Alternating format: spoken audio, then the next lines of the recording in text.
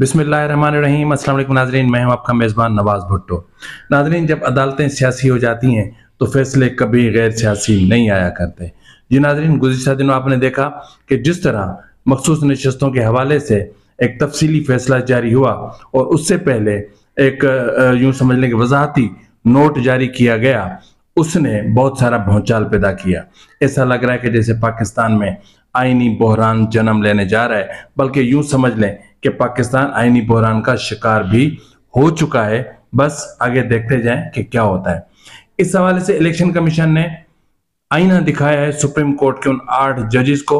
उनके फैसले पर जिस तरीके से उन्होंने नजरसानी की दरख्वास्त दाखिल की है, वो दरख्वास्त अपने आप में एक शाहकार है। इस तरह शाहकार है जिस तरह इलेक्शन कमीशन का फैसला शाहकार था। इस पर हम तफसील से बात करेंगे और फिर बात करेंगे चीफ जस्टिस जस्टिस काजी फायज ईसा के हवाले से कि उनकी जिंदगी को खतरात लाहक हैं, उनके अहल खाना की जिंदगी खतरे में है, क्योंकि पीटीआई का कल्ट जिस तरह बेकाबू हो चुका है, बेअख्तियार हो चुका है, वो कुछ भी कर सकता है। जो मदीना मुकरमा में रोज़ा रसूल सल्लल्लाहु अलैहि वसल्लम से बाज नहीं आ सकते, तो उनके लिए ये छोटी मोटी चीजें करना कोई बड़ी बात नहीं है। बहरहाल अभी हुकूमत को सोचना है कि काजी फायजा की जिंदगी को कैसे बचाना है। और दूसरी अहम तरीन बात 63A का मुकदमा, जिस पर हम थोड़ा तफसील से बात करेंगे कि 63A के हवाले से क्या होने जा रहा है, क्या हो सकता है, फैसला किस तरह आ सकता है। लेकिन इन सबसे पहले हम एक और मौजू पर बात करेंगे। लेकिन इससे पहले कि हम अपने व्लॉग की तरफ जाएं, मेरी आपसे इल्तिजा वही कि मेहरबानी करके मेरे चैनल को लाइक करें, सब्सक्राइब करें, शेयर करें और बेल आइकन दबा दें ताकि बर वक्त आप तक मेरे व्लॉग्स पहुंचते रहें। और आप मुझे अपनी आरा से भी आगाह करें ताकि मैं अपने प्रोग्राम को मजीद बेहतर कर सकूं। जी नाजरीन, सबसे पहले मैं जिस मौजू पर बात करना चाहता हूँ वो है अक़वाम मुत्तहिदा। अक़वाम मुत्तहिदा की में जो इजलास हुआ गुज़िश्ता शब, उसमें वज़ीर आज़म शहबाज शरीफ ने जो खिताब किया वो खिताब काबिल तारीफ है। फ़लस्तीन के हवाले से काबिल तारीफ है, कश्मीर के हवाले से, और जो मौक़िफ़ अख्तियार किया गया वो आली शान, बेहतरीन। और इससे अंदाज़ा होता है कि इस्टेब्लिशमेंट और हुकूमत इस हवाले से सेम पेज पर है। लेकिन अब जो इशूज बड़ा जो दूसरा हुआ वो ये हुआ कि इस्राएली वज़ीर आज़म नेतन्याहू जब खिताब करने आए तो सबसे पहले पाकिस्तान ने वॉकआउट किया और उसके साथ ही फिर दीगर ममालिक ने भी वॉकआउट किया। और फिर एक और मुल्क के वज़ीर आज़म ने नेतन्याहू को यहाँ तक कहा कि आप जंग रोक क्यों नहीं देते, आपको शर्म नहीं आती। तो बहरहाल उन मासूम बच्चों की जिनकी जिंदगियां मुख्तलिफ किस्म के जो बारूद इस्तेमाल हुआ है फ़लस्तीन पर और उनके बच्चे शहीद हुए हैं, उन बच्चों की कुर्बानियां रंग ला रही हैं। उनका लहू यकीनन बोलेगा, मजलूम का लहू है, खामोश तो नहीं रहेगा।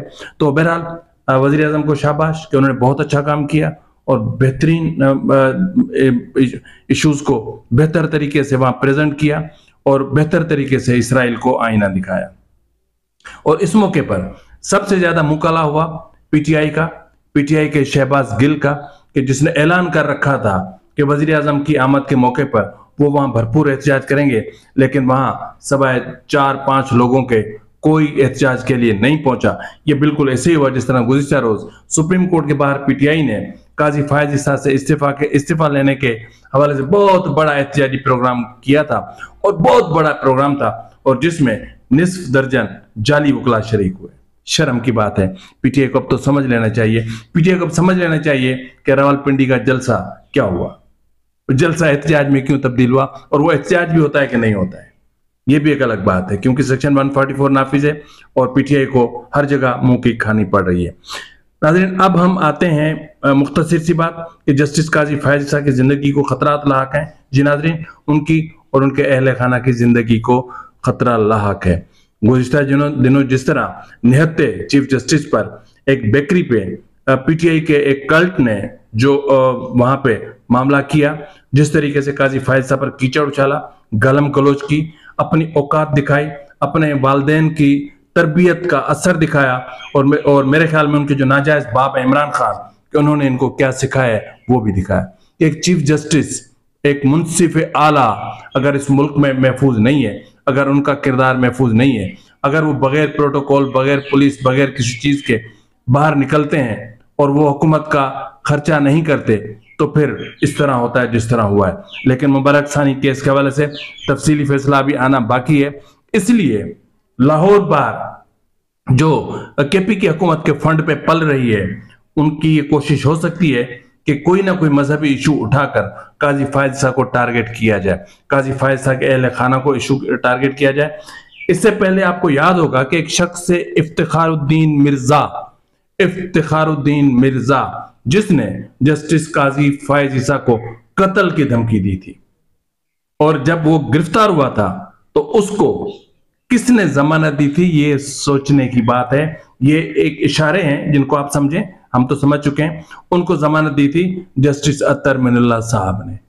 ये वो साहब हैं जो कभी कादियानी हुआ करते थे, फिर शिया आलिम बने, और इनके 7 से 8 फॉरेन करेंसी अकाउंट हैं। पैसा कहां से आता है ये कोई नहीं जानता। तो बहरहाल कुछ भी हो सकता है।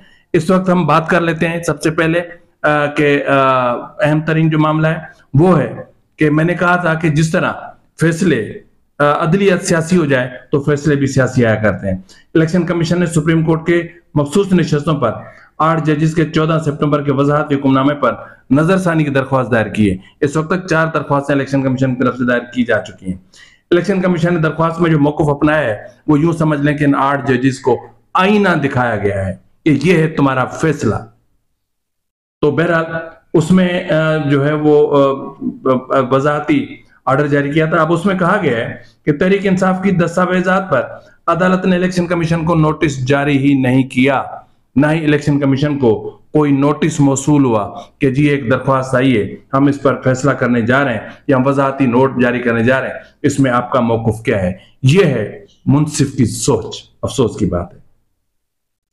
अब मजीद कहा गया है कि अदालत ने तहरीक इंसाफ की दस्तावेजात पर कमीशन से जवाब तलब भी नहीं किया। चलो आपने नहीं बुलाया, ना बुलाया, लेकिन आप उनसे जवाब तो तलब कर सकते थे कि जी ये इलेक्शन कमीशन ने चीज अपना पीटीआई ने दस्तावेजात भेजी हैं, ये उनका मौकुफ है और आपका मौकुफ क्या है आप भी हमें बता दें। ये होती है जज की गैर जानिबदारी। लेकिन क्या करें, और क्या करें भाई, जब मामला आता है ना इमरान खान का, जब मामला आता है ना पीटीआई का, तो जजेस इस तरह बहक जाते हैं जिस तरह पहली मर्तबा शराब पीने वाला कोई बंदा एकदम से बहक जाता है। तो क्या करें, इश्क का मामला है ये, इश्क है ये इन लोगों का, एक फितने से, एक कल्ट से।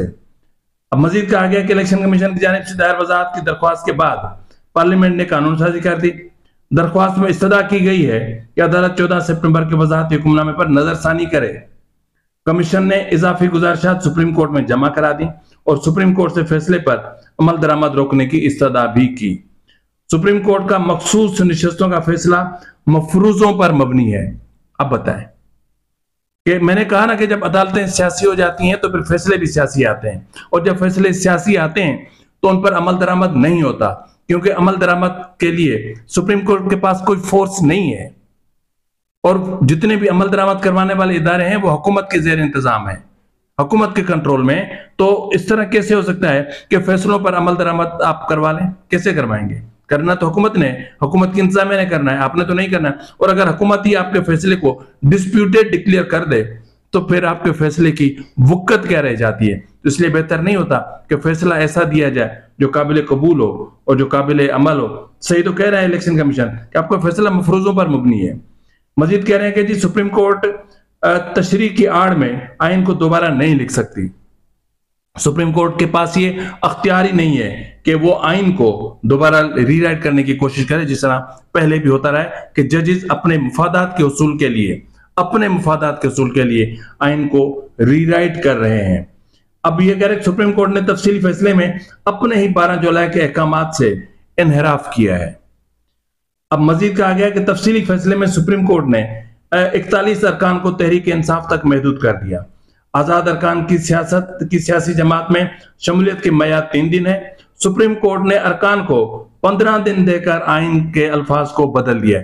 यानी एक जब आइन ने हद मुकर्रर कर रखी 3 दिन की, तो आप कौन होते हो यार 15 दिन करने वाले? किस अख्तियार के तहत? आप पार्लियामान तो नहीं हो, आप पार्लियामान के ताबे हो, आप रियासती मशीनरी का हिस्सा हो, आप तनख्वाहदार हो, आप इलेक्टेड नहीं हो। तो बहरहाल इन्होंने अपना काम कर दिखाया। आजाद अरकान ने सुन्नी इत्तेहाद कौंसिल में शमूलियत के बयान हल्फी जमा करवाए। अदालती फैसले में अरकान के बयान हल्फी को मुकम्मल नजरअंदाज कर दिया गया। बैरिस्टर गौहर के सर्टिफिकेट्स दुरुस्त भी मान ले तो भी पीटीआई अरकान की तादाद 39 भी नहीं बनती। उम्मीदवारों की जानिब से सेक्शन 66 के तहत पार्टी वाबस्तगी के डिक्लेरेशन जमा नहीं कराए गए। रूल्स 94 इंतखाबी निशान वाले सियासी जमात के लिए है। पीटीआई ने जजिस चैम्बर में दस्तावेजात जमा कराई, वो कभी ओपन कोर्ट में पेश नहीं की गई। तहरीक इंसाफ को मखसूस नशिस्तों का रिलीफ नहीं दिया जा सकता। तहरीक इंसाफ ने किसी फोरम पर अपने हक का दावा नहीं किया। सुप्रीम कोर्ट के फुल कोर्ट का फैसला है कि दावा न करने वाले को रिलीफ नहीं दिया जा सकता, क्योंकि ये इलेक्शन कमीशन पीटीआई का दावा ही नहीं था, वो मामला कोई और था और निकल आया बीच में मखसूस नशिस्तों का। तो बहरहाल जज साहबान उनकी मर्जी है। इलेक्शन कमीशन ने सदा की कि नजरसानी पर फैसला होने तक हुक्म इम्तना जारी किया जाए। अब यह है कि सुप्रीम कोर्ट के 8 रुकनी बेंच ने वाज़ेह रहे कि सुप्रीम कोर्ट के 8 रुकनी बेंच ने मखसूस नशिस्तों के केस में इलेक्शन कमीशन और पाकिस्तान तहरीक इंसाफ की दरख्वास्त पर वजाहत में कहा कि 12 जुलाई के फैसले में कोई इबाम नहीं है।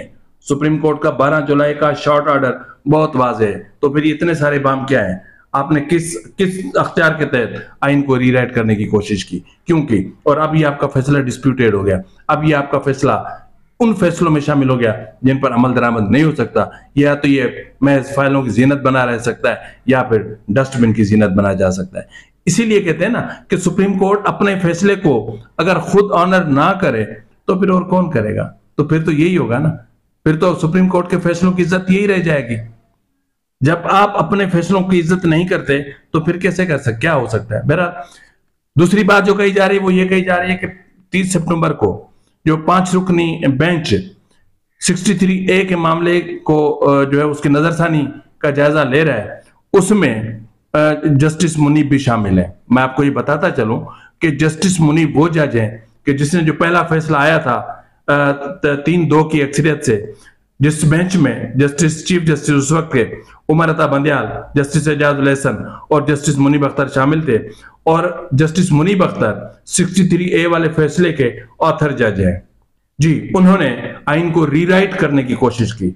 ये डिक्टेटर की सोच के मालिक जज अब क्या कह सकते हैं? बंदयाल रिटायर हो गए, एजाजुल एहसन चले गए, बाकी बचे मुनीब। तो इस वक्त चीफ जस्टिस ने 5 रुकनी एक बेंच बनाया जा रहा है कि नजरसानी उससे बड़ा बेंच करेगा। अब उसमें 2 जजेस ने जो है वो इख्तलाफ करते हुए इख्तलाफ किया था, जिसमें जस्टिस मजहर आलम मियां खेल थे और जस्टिस जमाल खान मंदोखेल थे। अब जो बेंच बना है उसमें जस्टिस काजी फैसल साहब हैं कि सरबराही में ये बेंच, जिसमें जस्टिस मुनीब अख्तर हैं, जस्टिस अमीनुद्दीन खान है और जस्टिस मजहर आलम मियां खेल है और जस्टिस जमाल खान मंदोखेल है। अब इनमें से अगर जस्टिस मंसूर अली शाह के जो प्रेम पत्र उसने लिखा था चीफ जस्टिस को, उस प्रेम पत्र को देखते हुए अगर ये उसका हिस्सा नहीं बनते या उस बेंच में नहीं बैठते जस्टिस मुनीब अख्तर साहब, तो फिर ये बेंच 4 रुकनी बन जाएगा। फिर भी उस 3 रुकनी बेंच से एक जज ज्यादा हो सकता है। अब या तो 4 रुकनी बेंच ही इस केस की समाअत करेगा या फिर किसी और सीनियर जज को इसमें बिठा दिया जाएगा। ताहम अगर 4 रुकनी बेंच इस बेंच का फैसला करता है तो फिर मेरे ख्याल में, जहां तक मेरी पर्सनल ऑब्जर्वेशन है, कि ये फैसला अक्सरियत राय से आएगा, और अक्सरियत राय से नहीं आया तो फिर ये फैसला 3-1 से आ सकता है, 3-1 से आ सकता है। और मेरे ख्याल में कि जो अक्सरियत राय का फैसला है, क्योंकि वो 3 रुकनी एक नाम नहाद किस्म का बेंच था और यहाँ 4 रुकनी बेंच होगा, तो अगर 3 रुकनी बेंच का फैसला आता है तो मुमकिन है कि आगे चल के कुछ चीजें पैदा हों। लेकिन इस वक्त होना ये चाहिए कि जस्टिस मुनीब, ये कहने में सुनने में आ रहा है कि वो शायद इस बेंच का हिस्सा ना रहे या वो उठकर चले जाएं या उस बेंच में शरीक ना हो, लेकिन जो रूल्स ऑफ प्रोसीजर हैं असेंबली के, उसके मुताबिक जस्टिस मुनीब अख्तर इस तरह करके खुदकशी करेंगे। अगर वो उठकर चले जाते हैं तो फिर मेरे ख्याल में कि उनके कंडक्ट पर जो सवाल इस वक्त उठे हुए हैं वो मजीद ज्यादा गहरे हो जाएंगे। तो इश्यूज बहुत सारे हैं, अब वक्त बहुत कम होता है तो इसलिए हम बात नहीं कर पाते। अतः मुझे बात करनी थी 26वीं आईनी तरमीम पर, लेकिन हम वो बात नहीं करते। लेकिन यहाँ पर मैं आपको जाते जाते एक रूसी राइटर है, मुसन्निफ है, उनका मैं अंतोन चिखोव से से किसी ने पूछा कि नाकाम मुआशरों की फितरत के बारे में आपका क्या ख्याल है, तो जिस पर उन्होंने जवाब दिया कि नाकाम मुआशरों में हर दाना के मुकाबले में 1000 अहमक होते हैं। ये समझिएगा कि मैं किस तनाजुर में बोल रहा हूँ। नाकाम मुआशरों में हर दाना के मुकाबले में 1000 अहमक होते हैं और हर शऊरी बात के मुकाबले में 1000 बेवकूफ़ाना बातें होती हैं। अक्सरियत हमेशा बेवकूफ़ रहती है और मुसलसल दाना लोगों पर और गालिब आती है। अगर आप देखेंगे किसी माशरे में फजूल मौज़ूआत बहस की जीनत बने हुए हैं और बेवकूफ लोग मंजर आम पर छाए हुए हैं, तो आप एक इंतहाई नाकाम मुआशरे की बात कर रहे हैं। मेरे ख्याल में आप समझ गए होंगे और इसको समझने की जरूरत भी है। फिल वक्त के लिए इतना ही, मिलते हैं अगले प्रोग्राम में, तब तक इजाजत दीजिए। फी अमानिल्लाह।